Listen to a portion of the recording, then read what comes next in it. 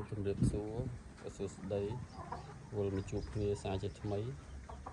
ថ្ងៃនេះរៀងថ្ងៃបន្តិចហើយ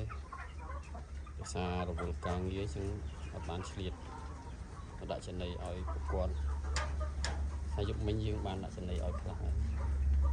តែថ្ងៃឆ្លៀត10000តិចភាសារខ្លាចអស់ទឹកហើយក៏បន្ថែមចំណីឲ្យតិចទៅសូមមានពេលបានមើលថែតិចមួយថ្ងៃបានមកអឺត2 ដងចឹងហើយខ្លាចតែដាច់ទឹកបងប្អូនមើលជាក់ស្ដែងប៉ុណ្ណឹងអស់ហើយមន់យើងនេះជូបានមួយខែកន្លះហើយបងបានប៉ុណ្ណឹងខែកន្លះទុកពូជបងប្អូនពូជមិនលុបអស់ខ្លះហើយទុកពូជខ្លះត្រង់ទៀតចិត្តតម្លាក់ហើយកន្លះខែទៀតតម្លាក់ចេះ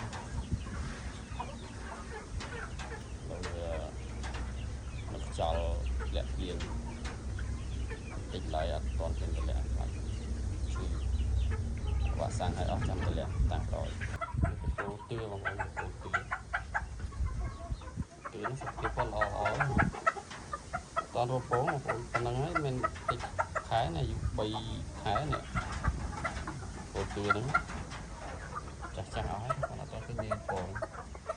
ខ្ញុំក៏អត់ចេះមើលដឹងមួយណាមួយណាឈ្មោះពីបងប្អូនដឹងជួយខមមិនប្រាប់ថាមួយណាឈ្មោះអត់ឃើញរោមេរោឈ្មោះប្រហែលហ្នឹងទុកពូជបងប្អូនអត់លក់ទេនេះទុកពូជកាត់បានវាសឹងតែពូជបាន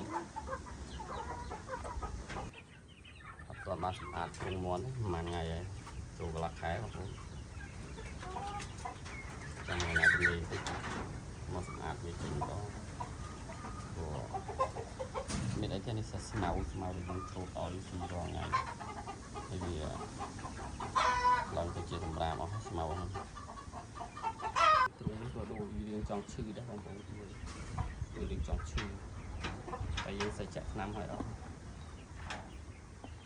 ពីបាវក្រាបអត់ទៀតទេក៏ពូជពងលើលោកកូនពិបាកមើលថែបំផុតពងញឹកបែកកូនតែមួយទឹកពងតែកូនអត់រង8អីរស់បាន2បាន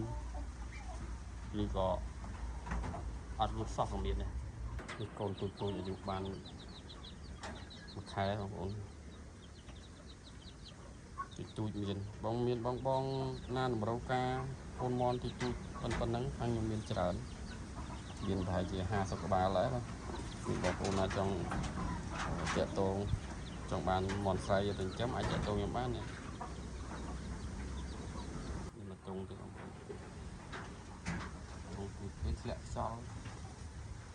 ហើយវារៀងចង់អាងីយ៉ាងនេះក្នុងគ្នាត្រង់អស់ហើយធ្លាក់ខ្យល់ពីកូនពីទឿដែលខ្ញុំប្រាប់មកច្បុក8 ថាមួយសល់1ក្បាលក្បាលមើលថែណាបងប្អូននេះ